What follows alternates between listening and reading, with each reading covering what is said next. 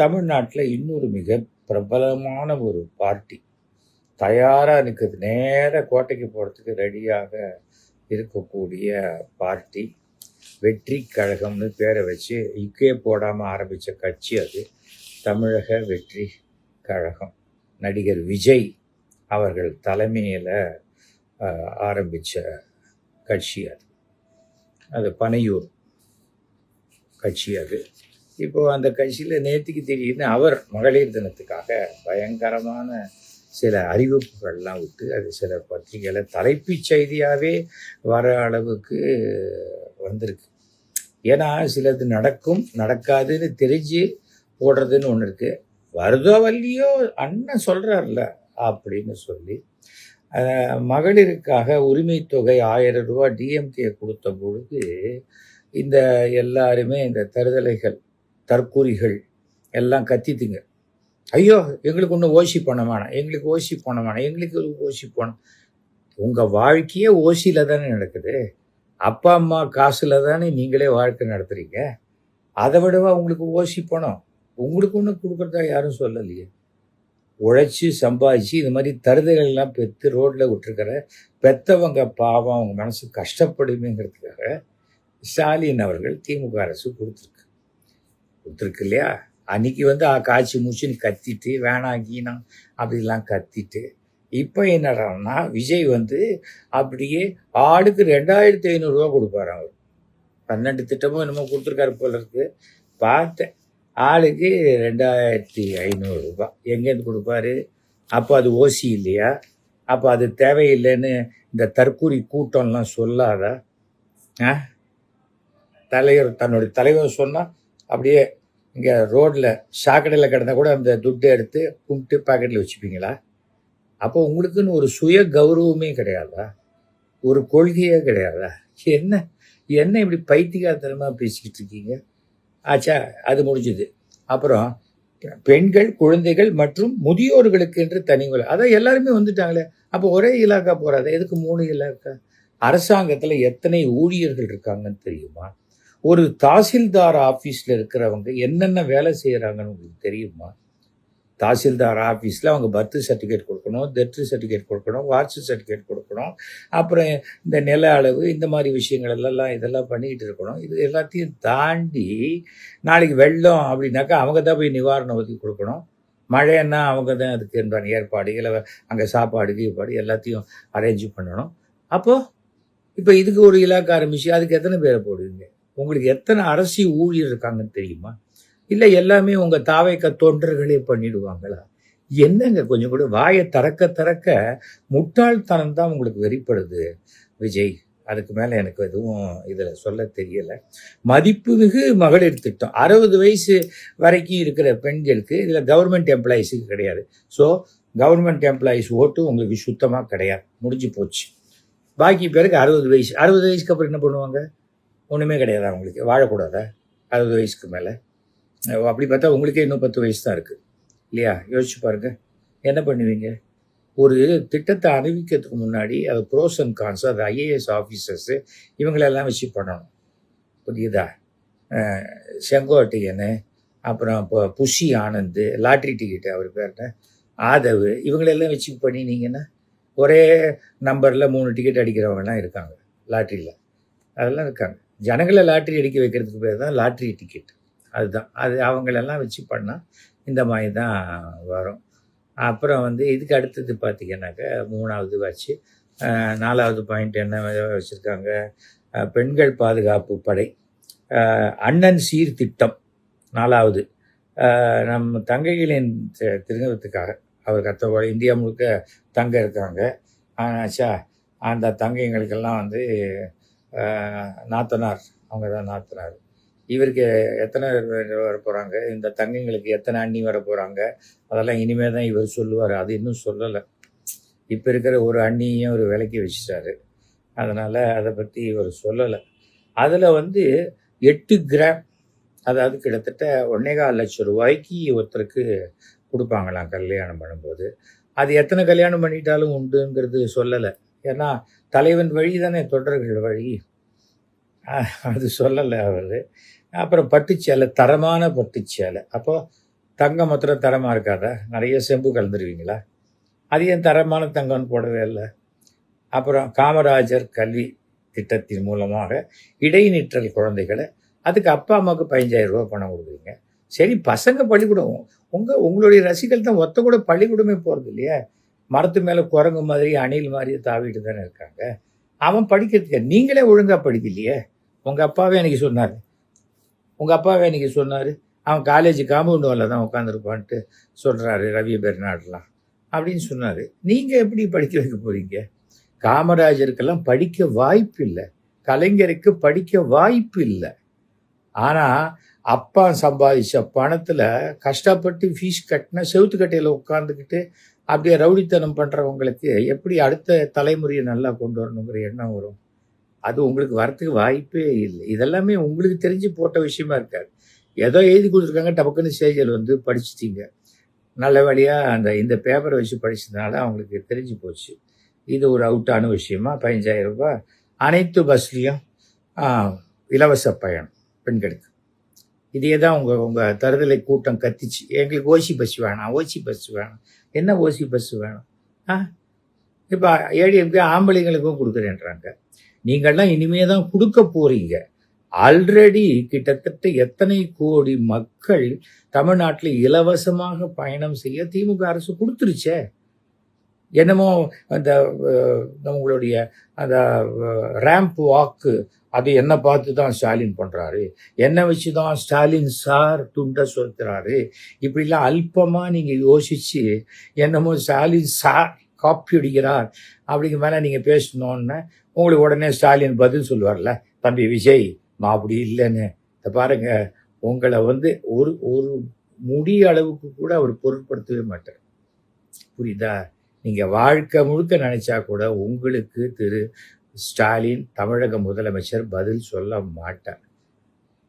வண்டு முருகன் மாதிரி யாராவது வேணால் உங்களுக்கு யாராவது பேசிகிட்டு இருக்கலாமே தவிர நீங்களே பெருமைப்பட்டுக்கலாம் இல்லையா? அதெல்லாம் ஒரு நடக்கவே நடக்காது. நீங்கள் இதுக்காக வேணாலும் கொஞ்சம் ஓவராக என்ன சொல்கிறது, தூங்கலாம், அழலாம், தனியாக உட்காந்து புலம்பலாம். அதுக்கு மேலே நான் எதுவும் சொல்ல தயாராக இல்லை. இது பஸ்ஸு இது உங்கள் திட்டமே கிடையாது, ஆல்ரெடி நடந்து கொண்டிருக்கும் திட்டம் தான். ஓகே, இப்போ வந்து திமுகவில் திரு ஸ்டாலின் அவர்கள் இந்த ஜெயிச்சு வந்தோடனே 2,000 ரூபா கொடுக்க போகிறேன்ட்டாங்க. நீங்கள் 2,500 ரூபாங்கிறது பேப்பரில் தேன் எழுதி நாக்கில் தடவுற மாதிரி. அவர் என்ன பண்ணுறாரு, ஒரு ஸ்பூன் தேனையே நாக்கில் கொடுக்குறாரு. புரிஞ்சுக்கோங்க. ஓகே, நீங்கள் என்ன ஆசைப்படுறீங்க, நீங்கள் நீங்கள் தான் வரப்போகிறது இல்லையே, அதனால் இதை விட்டுருக்கு, எதுவும் அவுட்டு. அப்புறம் இது பெண்கள் பாதுகாப்பு. தமிழ்நாட்டில் 10 கோடி ஜனங்கள் இருக்காங்க. இந்தியாவிலேயே பெண்களுக்கு எதிரான குற்றங்கள் எந்தெந்த மாநிலத்தில் நடக்குது தெரியுமா? பிஜேபி ஆளுகின்ற மாநிலத்தில். ஏன் அதை பற்றி வாயை திறக்க மாட்டேங்கிறீங்க? அப்படி ஒரு பிளாஸ்திரி போட்டு வச்சுருக்கீங்க இல்லையா? என்ன காரணம்? உங்கள் மேலே இருக்கிற கேஸு, இன்கம் டேக்ஸ் கேஸு, பாக்கி பிரச்சனை, நீங்களே சிபிஐக்குள்ளே போய் அந்த உங்களுடைய கழுத்தை நீங்களே உள்ளே விட்டு மாட்டிக்கிட்ட அந்த 41 பேர் இறந்த கேஸு, இதெல்லாம் இருக்குது. அதனால் வர கோளாறு தானே இது. என்ன பண்ண முடியும்? அதுக்காக தானே நீங்கள் பேசிகிட்டு இருக்கீங்க இப்படிலாம். இது என்ன ஷேர் ஆட்டோவில் எல்லாத்துலேயும் பட்டன் வைப்பீங்களாம். பட்டன் வச்சா அந்த பட்டனை யார் அமுக்குறது? இப்போ நீங்கள் பட்டன் வச்சுட்டு போயிட்டீங்க, அந்த பட்டனை அந்த பக்கம் கட் பண்ணி விட்டா, இன்றைக்கி பார்க்குறீங்கல்ல எத்தனை இடத்துல சிசிடிவி கேமரா ஃபுட்டேஜ் பாருன்னா சிசிடிவி கேமரா ஒர்க் பண்ணலைங்க அப்படிங்கிறாங்க. இது பாருங்கள், எந்த ஒரு திட்டம் வேணால் கொண்டு வரலாம், ஆனால் அந்த திட்டத்தை அதை மெயின்டைன் பண்ணணும். மெயின்டைன் பண்ணுறதுங்கிறது இருக்கு இல்லையா, சர்வீஸ். அதுக்கு இந்த நான் திட்டமே சொல்லலையே. இதுக்கு எத்தனை பேர் தேவைப்படும்? ஏன்னா இது என்ன சினிமாவா? சங்கர் படத்தில் வரும், ஒரே நாளில் 40,000 பேருக்கு டிஸ்மிஸல் ஆர்டர் டைப் பண்ணி கொடுப்பாங்க. ஒரு டைப்ரைட்டரில் எவ்வளோ நேரம் டைப் பண்ண முடியும்? ஒரு பேஜ் டைப் பண்ணுறதுக்கு. ஜெராக்ஸ் காப்பி எடுத்தாலே கிட்டத்தட்ட 3/4 நாள் ஆகிடும். 45,000 பேருக்கு டிஸ்மிஸல், அது கையெழுத்து வேற போகணும் இல்லையா? எத்தனையோ இருக்குது. இது ஓகே, இதுவும் அப்படி தான். திறந்த வெளியில் வெளிச்சமே தான் இருக்கணும், இருட்டே இருக்கக்கூடாது. அப்படின்னு என்ன பண்ணணும் தெரியுமா? ஒன்று பண்ணலாம். நீங்கள் சூரிய பகவானுக்கு வேண்டிக்கிட்டு ஒரு யாகம் பண்ணிட்டு 24 மணி நேரமும் சூரியன் இருக்கிற மாதிரி வெளிச்சம் இருக்கிற மாதிரி பண்ணிடுங்க. அங்கேயும் சில புதர் ஏதாவது இருந்தால் அந்த இடத்துல லேசாக இருட்டாக இருக்கும். அப்போ என்ன பண்ணலாம், நீங்கள் கொஞ்சம் உங்கள் தொண்டர்களை விட்டு அந்த இடத்துல கொஞ்சம் ரிஃப்ளெக்டர்லாம் வச்சு லைட்டு போட சொல்லி பண்ணலாம். ஏதாவது குழந்தைத்தனமாக இல்லைங்க. நீங்கள் சேஃபாக இருங்கன்னு சொல்கிறத விட்டுட்டு இருட்டே இல்லாத பண்ணுவேன் அப்படி எப்படி முடியும்? இருட்டே இல்லாத பண்ணுறது என்ன பாதுகாப்பை பற்றி நீங்கள் பெண்கள் பாதுகாப்பை பற்றி பேசுகிறீங்க. இந்த சங்கீதாங்கிற பெண்ணுக்கு என்ன பாதுகாப்பு கொடுத்துட்டீங்க? சொந்த வீட்லேயே சொந்த பொண்டாட்டிக்கே உங்களால் பாதுகாப்பு கொடுக்க முடியல. அவங்களே உங்களுக்கு எதிராக போய் கேஸ் போட்டிருக்காங்க. அவங்க பண்ண தப்பு என்ன தெரியுமா? அவங்க கோர்ட்டுக்கே போயிருக்கக்கூடாது. டொமஸ்டிக் வைலன்ஸு, என்னை இப்படி வீட்டை விட்டு துரத்துட்டாரு, என்னை இப்படிலாம் பண்ணுறாரு, ஹாரஸ் பண்ணுறாருன்னு சொல்லி அவங்க கமிஷனர் ஆஃபீஸில் போய் கம்ப்ளைண்ட் கொடுத்துருந்தா நீங்கள் இந்த மாதிரிலாம் பேச மாட்டீங்க. அதெல்லாம் சிஜிபி விஷயம், சப்ப மேட்டர். உங்களுக்கு எல்லாமே சப்ப மேட்டர் தான். சில பேருக்கு தான் மாம்பழத்தில் இருக்கிற அந்த கதுப்பு பிடிக்கும், சில பேருக்கு இந்த சப்பை இல்லை அந்த கொட்டை அது மட்டும்தான் பிடிக்கும். நம்ம என்ன பண்ணுறோம்? அவங்களுக்கு அது சப்ப மேட்டராக இருக்கலாம். ஆனால் ஒரு தாலி கட்டி 25 வருஷம் வாழ்ந்த ஒரு பொண்ணையே வேண்டான்னு ஒரு நிமிஷத்தில் தூக்கி அடிக்கிறீங்களே. இந்த 4 வருஷம் முன்னாடி கட்சியை ஆரம்பிச்சுட்டு உங்கள் பின்னாடி வந்த தொண்டர்கள் நீங்கள் தூக்கி அடிக்கிறதுக்கு எவ்வளோ நேரம் ஆகும்? அவங்க யோசிக்க மாட்டாங்க. ஒழுக்கமே இல்லாத நீங்கள் எல்லாருடைய ஒழுக்கத்தை பற்றியும் கவலைப்படுறதெல்லாம் எப்படி இருக்குனாக்க, ஆடு நனையுதேன்னு ஓநாய் அழுவுற மாதிரி இருக்கு. நீங்கள் கூட சினிமாவில் ஒரு படத்தில் வந்து கொஞ்சம் ஒரு வில்லனி கேரக்டர், ஒரு படத்தில் ஹீரோ பண்ணுற மாதிரி எனக்கு ஞாபகம். ஆனால் நீங்கள் தொடர்ந்து வில்லன் பண்ணலாங்க. நல்ல உங்களுக்கு சூட்டபிளாக இருக்கும். உங்கள் முகத்துக்கும் ரஃப்பாக வச்சுக்கிறதுக்கும் நீங்கள் வில்லன் பண்ணிங்கன்னா பிரகாஷ் ராஜோட பெருசாக நீங்கள் ஷைன் பண்ண முடியும். எப்படி ஜூன் மாதத்துக்கு அப்புறம் நீங்கள் திருப்பி சினிமாவுக்கு வருவீங்க இல்லையா? அப்போது யோசிங்க இந்த விஷயத்தை. அப்புறம் அதுக்கப்புறம் பெண்கள் பாதுகாப்பு, அப்புறம் பெரியங்கள், அப்புறம் பெண்கள் படை போட்டு அதுக்கு வந்து பாடி கார்ட்ஸ் போடுங்க. அது ஆண்கள் இல்லையா? அது ஒன்று சொல்லியிருக்கீங்க. நீங்கள் எல்லாமே நிறைய வேடிக்கையாக பேசுகிறீங்க. நீங்கள் அதுதான் உங்கள் தொண்டர்கள் சீரியஸாக எடுத்துக்கிறது தான் எனக்கு நல்ல தமாஷா இருக்குது ரொம்ப. அப்புறம் பஸ்ஸுலேயும் 24 மணி நேரம் பஸ்ஸில் பாதுகாப்பு. பஸ்ஸு எப்படி 24 மணி நேரம் ஓடுங்க? காலத்தால் 5 மணிக்கு 4 மணிக்கு ஆரம்பித்தா 11 மணி வரைக்கும் தான் ஓடும். நடுவில் ஒரு 3 மணி நேரம் பஸ்ஸு ஓடாது.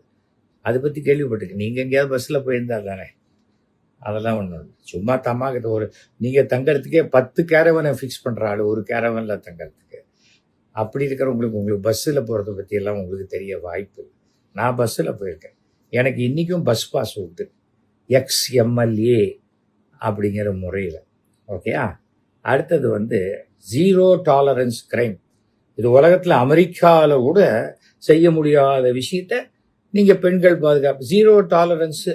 அதில் வந்து கிரைம்ஸில் வந்து பெண்கள் பாதுகாப்பு மட்டும்தானா? ஆண்களுக்கு பாதுகாப்பு கிடையாது? ஆண்களை யாராவது வெட்டிட்டா இது வந்து ஒன்லி ஃபார் விமன் அப்படின்னு சொல்லுவீங்க. சாதாரண உடையில் இருப்பாங்களாம், அவங்களுக்கு வந்து பாடி கார்டு. அவங்க யூனிஃபார்மில் இருப்பாங்களா? இது ஒன்று. இதுக்கு எல்லாம் எங்கேருந்து ஆள் வருவாங்க? யார் தேர்ந்தெடுப்பீங்க? அரசு ஊழியராக தேர்ந்தெடுப்பீங்களா? இல்லை உங்களுடைய உங்கள் புரட்சி படை இருக்க அந்த வாயில் விசில் அடிச்சு ஊதினே இருக்கிறாங்களே அந்த பசங்க வந்து நிற்பாங்களா? அவங்கக்கிட்டேருந்து பாதுகாப்பு கொடுக்கறதுக்கே நீங்கள் தனியாக இன்னொரு படை ஒன்று அமைக்கணும். அடுத்தது பெண்களுக்கு குற்ற வழக்கை விசாரித்து அஞ்சலை அம்மாள் அதிவிரைவு பெண்கள் கோர்ட்டு. சரி, கோர்ட்டு வந்துருச்சு, உடனே குற்றத்தை இது பண்ணிட்டா அவங்க மேல் கோர்ட்டுக்கு போக மாட்டாங்களா? அஞ்சலை அம்மாள் கோர்ட்டோடு முடிஞ்சு போயிடுமா? அதுக்கப்புறம் ஹை கோர்ட்டு இல்லையா? சுப்ரீம் கோர்ட்டு இல்லையா? என்ன பேசுறீங்க? ஏன் இப்போ பண்ணலையா? கோயம்புத்தூர் கேஸில் 3 மாதத்தில் தீர்ப்பு வழங்கப்படலையா? நீங்கள் என்ன அதை விட புதுசாக பண்ணிட்டு போகிறீங்க? இல்லை இது வரைக்கும் யாருமே செய்யாது நீங்கள் புதுசாக செஞ்சீங்க. காப்பி அடித்து பண்ணுறீங்க. நடிப்பு தான் யாரோ ஒருத்தர் மாதிரி நடிக்க முயற்சி பண்ணி வேற மாதிரி நடிச்சிட்டு இருக்கீங்க. ஏன் இதெல்லாம் இப்படி பண்ணிட்டு இருக்கீங்க நீங்கள்? அடுத்தது 0 டார்க் ஸ்பாட்ஸ் அப்படின்னு சொல்லி ஒரு இதை பண்ணி அந்த இருட்டு இல்லாத இடம் அதுவும் சேர்த்து பெண்களுக்கு மிகவும் தேவையான நாட்களில் வந்து பொது ரேஷன் கடை எல்லா இடத்துலையும் வந்து விலையில்லாத சானிட்டரி நாப்கின் நீங்கள் கொடுப்பீங்க. பெண்களுக்கு கொடுக்கணும் அப்படின்னா ஏன் காலேஜில் கொடுக்க வேண்டியது தானே? காலேஜஸில் கொடுக்கலாம், ஸ்கூலில் 12th ஸ்டாண்டர்டில் கொடுக்கலாம். அவங்களுக்கு அது மாதிரி ஏதாவது ஆச்சுன்னா உடனே ரேஷன் கடையில் வந்து க்யூவில் நிற்பாங்களா? அங்கே போய் கடைக்காரர்கிட்ட சொல்லுவாங்களா, எனக்கு இந்த மாதிரி ஆயிடுச்சு, நீங்கள் சானிட்டரி நாப்கின் கொடுக்குறேன்னு? ஏன் அதுக்கு ஒரு ஆட்டோமேட்டிக் பட்டன் வச்சா டக்குன்னு வர மாதிரி ஒரு இதை அமைக்கணும்னு தெரியாது அவங்களுக்கு? எந்த பெண்ணாவது போய் எனக்கு இந்த மாதிரி இருக்குன்ட்டு போய் பொது வெளியில் சொல்லுவாங்களா? பேசிக்கான ஒரு சின்ன இல்லை, சரி விட்டுருங்க. தாய் மாமன் சிங்க பெண்கள் மேம்பாட்டு திட்டம் அப்படின்னு சொல்லி நீங்கள் வந்து என்ன பண்ணுறீங்க, அந்த கடனை திருப்பி கொடுக்க வேணாம். அதை வந்து நிறையா அந்த குழுக்கள் இதெல்லாம் 5 லட்சம் வரைக்கும் வட்டி இல்லாத கடன் ஏற்கனவே கவர்மெண்ட் கொடுத்துட்ருக்காங்களே. எத்தனை எத்தனை எத்தனை லட்சக்கணக்கான பெண்கள் இன்றைக்கும் வாங்கிட்டு இருக்காங்க. அப்போ என்ன சுய உதவி குழுக்கள் தான். இங்கே தொல்காப்பிய பூங்கா வந்து பாருங்கள், அங்கே மகிழ்னு ஒரு கேன்டீன் நடக்குது. அந்த கேன்டீன் வந்து இந்த சுய உதவி குழுக்கள் பெண்கள் தான் நடத்திக்கிட்டு இருக்காங்க. என்னமோ எதுவுமே நடக்காத மாதிரி புதுசாக நீங்கள் செய்கிற மாதிரி ஏன் இப்படி காப்பி அடிக்கிறீங்க விஜய்? யார் எழுதி கொடுத்தது? அது ஒரு நிமிஷம் படிக்க மாட்டீங்களா? அது வரைக்கும் இன்னைக்கு என்ன வேலை உங்களுக்கு? வேறு வேலையே கிடையாது, ஒரு வேலை கிடையாது. தூங்கி எழுந்துக்கிறதுக்கு லேட் ஆகலாம், அது உங்களுடைய பழக்க வழக்கங்களை பொறுத்து இருக்கு, அது வேற விஷயம். அதுக்கப்புறம் வந்து அவங்களே வந்து சிறு குழு நடுத்தர நிறுவனங்களாக மாறினா அந்த 5 லட்ச ரூபாய் திருப்பி கொடுக்க வேண்டாமா? அப்போ என்ன பணம் எதுவுமே திருப்பி கொடுக்க வேண்டாமா? நீங்கள் ப்ரொடியூசருக்கு திருப்பி கொடுக்காத பணம் மாதிரி நினச்சிக்கிட்டீங்களா? இதுக்கெல்லாம் எங்கேருந்து பணம் வரும்? எங்கேருந்து வருங்க? ஒரு பட்ஜெட்டு போட்டிங்கன்னா அந்த பட்ஜெட்டுக்கு எங்கேருந்து வரும்? என்ன சோர்ஸு, என்ன செலவு? நீங்கள் உடனே ஒரு திட்டம் சொன்னால் உடனே ஐஏஎஸ் ஆஃபீஸர் கையெழுத்து போட்டுருவாங்களே, அப்புறம் அவங்க ஜெயிலுக்கு போகிறதுக்கா? என்னப்பா அது? அப்புறம் மனிதராக பிறப்பதே பெரிய விஷயம். அதுவும் ஒரு மனைவியோட வாழ்றது ரொம்ப அப்படி இல்லையா? தமிழ்நாட்டில் பிறப்பது வரம்னு இருக்கா? சரி நான் மாற்றி படிச்சுட்டேன். அது குழந்தைகளை வரவேற்க திட்டம், தாய்மாமன் தங்க மோதிரம் ஏற்கனவே போட்டாச்சு. எல்லா அரசுலையும் போட்டுட்டு இருக்காங்க, அதுவும் போட்டிருக்காங்க. இன்றைக்கி எவ்வளோ தலைவர்கள் பிறந்த நாளைக்கு தங்க மோதிரம் போடுறாங்க. தங்க மோதிரங்கிறது இன்றைக்கி எப்படி போட முடியும்? அரசே விருது வழங்கும் விழாவில் என்ன பண்ணுறாங்க, தங்கம் விலை ஏறிக்கிட்டே இருக்குது. ஏதாவது ஒரு பட்ஜெட் போடணும், அந்த பட்ஜெட்டுக்குள்ளே பண்ணணும். அப்படி பண்ண முடியாத போது என்ன பண்ணுறாங்க, ஒரு கேஷ் ப்ரைஸ் 1 லேக் கொடுத்துட்டு போகிறாங்க. அவ்வளோதான். தங்கம் விலை இறங்கும்போது அந்த 1 லட்ச ரூபாயில் வாங்கிட்டு போங்க. இந்த யோசனை கூட உங்களுக்கு இல்லைன்னா எப்படி? பேபி வெல்கம் கிட்டு ஏற்கனவே குழந்தைங்களுக்கு கொடுக்குறாங்களே. எத்தனை இன்னைக்கு போய் பாருங்க, பார்த்துருக்கீங்களா? எக்மோர் சில்ட்ரன்ஸ் ஹாஸ்பிட்டல் பார்த்துருக்கீங்களா? பிரைவேட் ஹாஸ்பிட்டலோட அவ்வளோ பிரம்மாண்டமாக இருக்குது. நீங்கள் எங்கேயாவது வெளியில் வந்திருக்கீங்களா? வந்து உங்கள் பனையூர் வீட்டை தவிர, வீட்டை விட்டு நேரம் போனால் கேரவனுக்குள்ளே போய் பூந்துக்கிறீங்க. இது 2 தவிர உங்களுக்கு வேற என்ன இடம் தெரியும்? ஏதாவது தெரியுமா? உங்களுக்கு இந்த ஹோட்டல் தெரியும். நான் மவுண்ட் ரோடில் ஒரு ஹோட்டல் இருக்கு, அங்கே ஒரு பப் இருக்கு, அந்த ஹோட்டலில் நீங்கள் வருவீங்க, நான் பார்த்துருக்கேன். அதனால் அப்புறம் வாக்குறுதி உறுதிமொழி கொடுக்குறீங்க. முதலமைச்சர் செய்ய முடியாதெல்லாம் எப்படி செய்ய முடியுங்கிற கேள்வி வரும். மொத்த பட்ஜெட்டு 4.39 லட்சம் கோடி, 30% ஸ்டாலின் சார் வரிக்கு போகுது. என்ன ஸ்டாலின் சார் வரி? ஸ்டாலின் பணம் எடுக்கிறார், திருடுறார், இதில் இருக்கிறதெல்லாம் பணமும் ஸ்டாலின் எடுக்கிறாருன்னு நீங்கள் குற்றம் சுமத்துறீங்களா? அந்த குற்றத்துக்கு உங்ககிட்ட ஏதாவது ஆதாரம் இருக்கா? நீங்கள் தானே இங்கே 15 இந்த படத்தோடைய பணத்துக்கு ஒழுங்காக வரி கட்டாமல் 1.5 கோடி ரூபா ஃபைன் போட்டாங்க. இன்னைக்கு ஸ்டாலின் சார் சொல்கிறீங்கல்ல, மாண்புமிகு தமிழக முதலமைச்சருடைய சொத்து கணக்கு இருக்குல்ல, இன்டர்நெட்டில் இருக்கு. உங்கள் சொத்து கணக்கு எங்கே இருக்கு? உங்களுக்கு எது சொத்து எது வேஸ்ட்டுன்னே உங்களுக்கு இன்னும் தெரியல. அந்த மாதிரினா இருக்கீங்க நீங்கள். சொல்லுங்கள், ஃபாரின் கார் வாங்கினீங்க, அதுக்கு எப்படி கேஷ் கொடுத்தீங்களா, மொத்த பணம் கொடுத்தீங்களா? ஏதாவது இன்னி வரைக்கும் நீங்கள் வெள்ளை அறிக்கை விட்டுருக்கீங்களா? அடுத்தவங்களை கேட்கறதுக்கு முன்னாடி நீங்கள் என்ன பண்ணீங்க? ஒவ்வொரு தடவையும் மாநாடு நடக்குது, எங்கேருந்து செலவு வருது? எங்கேருந்து வரும்? நான் எங்கள் பொதுக்குழுவில் சொல்லிப்பேன்னா, நீ பப்ளிக்கில் வந்துட்டீங்க. பப்ளிக்கை வந்தால் கேட்டால் சொல்லி தான் ஆகணும். எதுக்குமே இல்லை, சும்மா ஸ்டாலின் சார் எடுத்தார் போனார். என்ன பாக்கி பேருக்கு? ஏன் ஏடிஎம்கேல யாருமே செய்யலையா? ஊழல் குற்றச்சாட்டு யார் மேலே வந்தது? ஊழல் குற்றச்சாட்டுக்கு யார் மேலே பனிஷ்மெண்ட் கொடுத்தாங்க? யார் ஜெயிலுக்கு போனாங்க? தெரியும்ல. அப்புறம் என்ன? இதுவரைக்கும் சட்டத்தின் மூலமாக யாரும் தண்டிக்கப்படவில்லை என்றால் அவர்களை குற்றவாளி என்று சொல்வதற்கு எவனுக்கும் அருகதை கிடையாது. நல்லா தெரிஞ்சுக்கணும். உங்களுக்கு ஒன்று குழந்தைத்தனமாக தான் இருக்கு. ஜாலியாக இருக்கீங்க, ஜாலியாக இருக்கணும்னு ஆசைப்படுறீங்க, அது இருந்துட்டு போங்க. அது உங்களுக்கு உங்களுடைய நல்ல ஒரு விஷயம். அது இருந்துட்டு போகிறதுல ஒன்றுமே தப்பு கிடையாது. ஆனால் சும்மா இந்த குட்டி கதை சொல்கிறதுக்கெல்லாம் கை தட்டுறதுக்கெல்லாம் உங்கள் ஆளுங்க லூசு பசங்க. நிஜமாவே சொல்கிறேன். அவங்கக்கிட்டலாம் தமிழ்நாடு போச்சுன்னா தமிழ்நாடு நாசமாக போயிடும். தமிழக வெற்றி கழகத்தின் கையில் என்றைக்காவது ஒரு நாள் அது நடக்க வாய்ப்பே இல்லை. அது கனவுல நடந்தா கூட அந்த கனவுல தமிழ்நாடு டிசாஸ்டர் ஆயிடும். ஏனென்றால் பூஜ்யம் நீங்க அரசியல் சினிமாவில் நடிப்பை தவிர வேற எதுவுமே உங்களுக்கு தெரியாது. நீங்க ஏதாவது படம் டைரக்ட் பண்றீங்களா? எங்கேயாவது ஒரு எடிட்டிங்ல போய் உட்காந்துருக்கீங்களா? எங்கேயாவது பார்த்துருக்கீங்களா? என்ன தெரியும் உங்களுக்கு? ஏதோ தெரிஞ்ச மாதிரி யாரோ எப்போ நீங்க பெத்த அப்பா அம்மாவையே மதிக்கலையோ நீங்க ஒரு பூஜ்யம் வாழ்க்கையில வேஸ்ட். நீங்க போய் பட்ஜெட்டு போடுறேன், புண்ணாக்கு போடுறேன், மகளிரை வாழ்த்துறேன். யார் இந்த மகளிரை வாழ்த்துறீங்க? உங்க வீட்டில் இருக்கிற சங்கீதாங்கிற மகளிரை வாழ்த்துட்டீங்களா நீங்க? ஏன் நாளைக்கே அந்த கேஸை அவங்க விட்ரா பண்ணிடுறாங்க. வெற்றின்னு கத்துவீங்களா? அவங்க நேரம் கமிஷன் ஆஃபீஸ் போயிடுவாங்க. அப்போ நீங்கள் கமிஷனர் ஆஃபீஸ் போகணும். எப்படி சிபிஐயில் போய் உட்காந்துங்களோ அது மாதிரி தான் இங்கே. புரியுதா?